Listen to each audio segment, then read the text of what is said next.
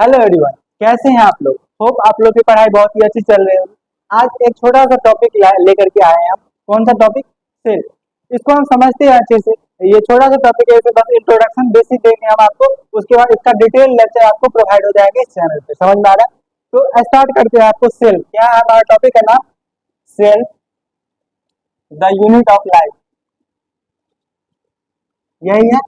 NCERT 11 में ये इस टॉपिक फॉर्म में दिया हुआ है। इस टॉपिक का नाम ये है। समझ में आ रहा है? देखिए, बेसिकली जब हम सेल कहते हैं तो हमारे दिमाग में क्या आता है? सेल जब हम कहते हैं तो हमारे दिमाग में बस इतना ही बात आता है कि वो जीवन का या जो शरीर है, वो किसी भी ऑर्गेनिज्म का शरीर है, उसका सबसे छोटा इकाई होगा। छोटा इकाई कहने का मतलब उसी से मिल करके सारा चीज बना होगा। वो फर्दर डिवाइड किया होगा। फर्दर डिवाइड करने का मतलब क्या? वो छोटा सा कोई चीज होगा, उसके बाद उसमें कोई फर्दर डिवीजन हो गया, मतलब डिवाइड कर 1 से 2 हुआ होगा, 2 से 3 हुआ होगा, 4 से 4, 5, 6, 7 ऐसे करके डिवाइड किया होगा। उसके बाद ही ज्यादा पूरा का पूरा जो फॉर्मेशन होता है वो ऑर्गेनिज्म का होता है। सेल बेसिकली यही होता है। सेल को आपको एक डिफिनीशन समझाते हैं, उसके बाद उस डिफिनीशन को आपको तोड़ के बता देंगे तो आपको आराम से समझ में आ जाएगा सेल क्या होता है। समझ में आ रहा है? देखिए, लिखेंगे कि सेल क्या है। सेल अगर दिमाग में आता है तो क्या कहते हैं इसको? सेल इज द फंडामेंटल, या सबसे पहले है smallest, fundamental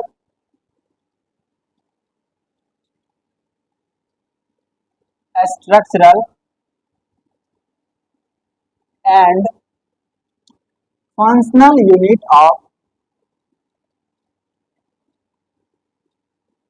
all living organism. क्या बोला मैंने? कि सेल जो है क्या है? सेल क्या है? इज द स्मॉलेस्ट, वर्ड को ध्यान दीजिएगा, smallest fundamental structural and functional unit of living organism. कौन सा? Living organism.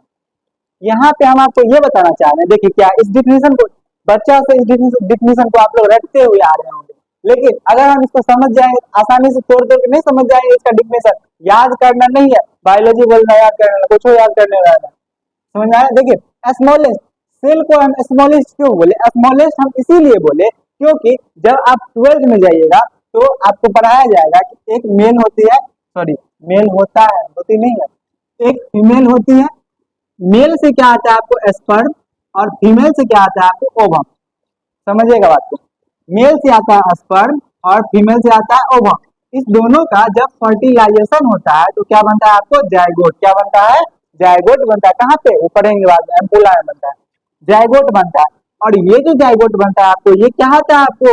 Single cell. क्या होता है? ये सिंगल सेल होता है। बीच में शायद आपको दिखाई नहीं दे रहा होगा, इसीलिए हम आपको साइड में बनाएंगे। एक फीमेल होती है, एक मेल होता है।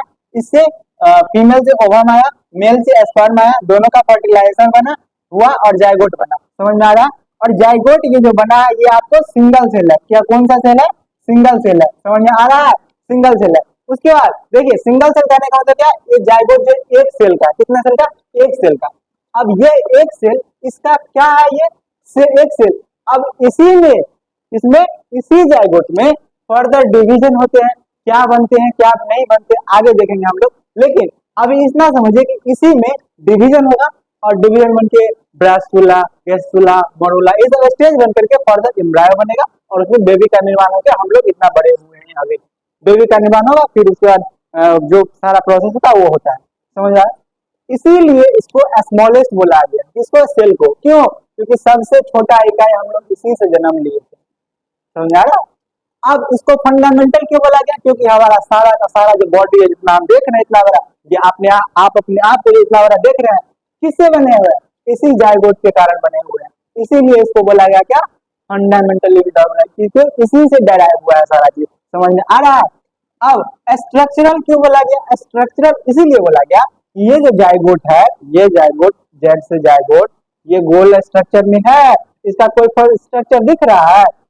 नहीं दिख रहा है। तो कैसे दिख रही है? लिखा हुआ दिख रहा है। इसका कुछ ना कुछ स्ट्रक्चर है, स्ट्रक्चर है, इसीलिए इसको स्ट्रक्चरल यूनिट बोला गया। अब किसी चीज का स्ट्रक्चर है तो उसका कुछ ना कुछ फंक्शन होगा।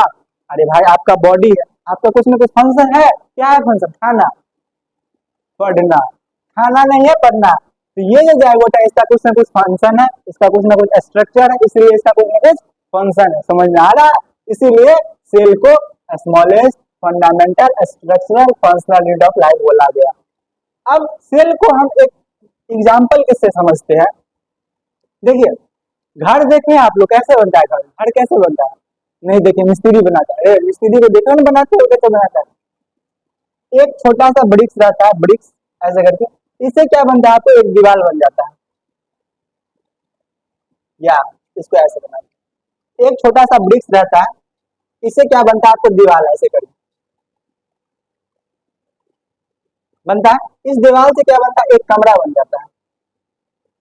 ऊपर का व्यू दिखा रहे हैं इसमें आपको। इस दीवार से क्या बन जाता है? कमरा बन जाता है। समझ आ रहा है? ये जो कमरा बना, अब इस कमरे से क्या बन जाएगा? एक पूरा, मतलब 4 गो रूम का घर बन जाएगा। 4 गो भाई है तो 4 गो, 5 गो भाई है तो 5 गो, ये 4 गो बन गया कमरा, 4 गो कमरा बन गया। अब इस 4 गो कमरा को फर्दर मिला करके ऐसा करके कुछ घर बन जाता है।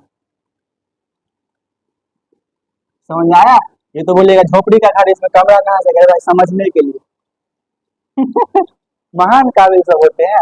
अब देखिए, ये एक छोटा सा ब्रिक्स था, ब्रिक्स से क्या बना? दीवार, दीवार से क्या बना? एक कमरा, एक कमरा से क्या बना? 4 रूम, 4 रूम मिला करके बहुत सारा रूम मिला करके एक घर बन गया। इसी तरीके से आपकी बॉडी में क्या होता है? ये जो ब्रिक्स होता है ये सबसे छोटा होता है। इसी तरीके से हमारे बॉडी में जो होता है सबसे क्या छोटा क्या होता है? सेल। क्या होता है सबसे छोटा? सेल। सेल को, जैसे कोई एक सेल है, ये सेल है, ये सेल है, ये सेल है, ये सेल है, इस पूरा पूरा को, पूरा सेल को अगर मतलब क्या बहुत सारे सेल को मिला देंगे तो क्या बनेगा? टिश्यू बनेगा। क्या? जैसे ब्रिक्स को, मतलब ईटा को मिलाए तो दीवार बना था ना, उसी तरीके से हमारे बॉडी में जब हम ब्रिक्स को मिला, सॉरी सेल को मिलाते तो टिश्यू बनता है। क्या बनता है?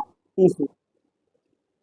अब इस टिश्यू को, बहुत सारे टिश्यू को मिलाते घर में, सॉरी दीवार में, क्या दीवार जो बना था, बहुत सारे दीवार को मिला करके एक कमरा बना था। उसी तरीके से बहुत सारे टिश्यू को मिला करके क्या बन जाएगा? ऑर्गन। समझ में आया? ऑर्गन। अब बहुत सारे ऑर्गन को मिला करके यहाँ पे ऑर्गन सिस्टम बनता है। Digestive system, respiratory system, reproductive system, सारा सिस्टम जो था वो बनता है, सिस्टम बन जाता है। ओके, अब पूरे ऑर्गन सिस्टम को मिला करके क्या बन जाता है? आपको बाबू कंप्लीट बॉडी। क्या? कंप्लीट बॉडी हमारे बॉडी देखने को मिलता है, वो क्या बन जाता है? Complete body. ये कौन है? अपने आप को देख लीजिए, यही है आप यही है आप। कंप्लीट बॉडी से बन गया, मतलब क्या? सेल से बना टिश्यू, टिश्यू से बना ऑर्गन, ऑर्गन से बना ऑर्गन सिस्टम, ऑर्गन सिस्टम से बना कंप्लीट बॉडी। समझ में आया इतने तक अच्छे से? अब कुछ सेल जो होते हैं वो एक सेल होते हैं, कुछ सेल जो होते हैं बहुत सारे सेल होते हैं। मतलब कहने का मतलब क्या हुआ कि कुछ ऐसे सेल होते हैं जो एक सेल का होगा, एक सेल का होगा, उसको क्या बनेंगे? यूनिसेलुलर। और जो मोर देन वन सेल होगा, मोर देन वन सेल मतलब क्या?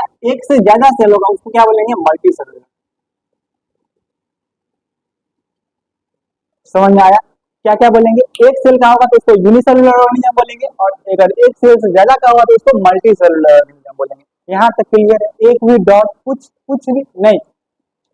एनसीईआरटी एक बात लिखती है क्या कि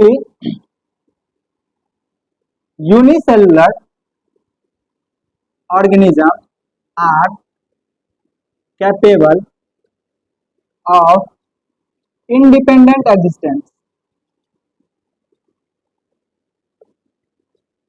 and performing the essential functions of life। क्या बोला मैंने? यूनिसेलुलर ऑर्गेनिज्म में होता है वो क्या बोलता है? वो क्या बोलता है? Capable of independent existence. अब उसका ना एक सेल का होने के कारण उसका एक अलग ही दुनिया है, अलग ही मौज है उसका। इंडिपेंडेंट एग्जिस्टेंस कर सकता है वो। इंडिपेंडेंट एग्जिस्टेंस करने का मतलब, इंडिपेंडेंट एग्जिस्टेंस करने का मतलब वो अकेले कहीं भी रह सकता है।